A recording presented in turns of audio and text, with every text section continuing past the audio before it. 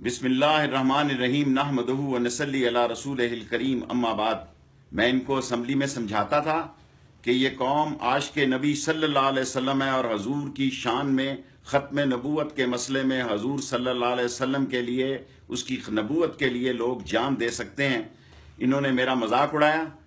آج انہوں نے اور نااہل وزیر اعظم کے نااہل جانشین نے سارے ٹی وی اسٹیشن بند کر دیے، سارا سوشل میڈیا بند کر دیا، اور 70 شہروں میں اس وقت یہ ہنگامہ پھیل چکا ہے۔ اور آج اگر ایک زاہد حامد کو 20 دن پہلے مستعفی کر دیتے اور راجہ ظفر اللہ کی رپورٹ آ جاتی تو کوئی قیامت نہ آ جاتی۔ اگر مشاہد حسین اور پرویز رشید جیسے لاڈلے قربان ہو سکتے ہیں تو ناموس رسالت پر زاہد حامد کیا بیچتا ہے، یا ظفر اللہ کی رپورٹ کیا اہمیت رکھتی ہے؟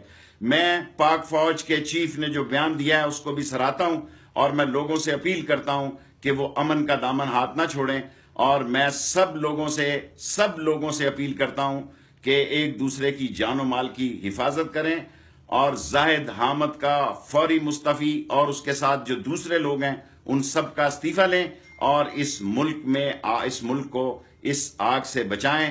اللہ تعالیٰ پاکستان کا حامی و ناصر ہو۔ ختم نبوت زندہ باد، پاکستان زندہ باد۔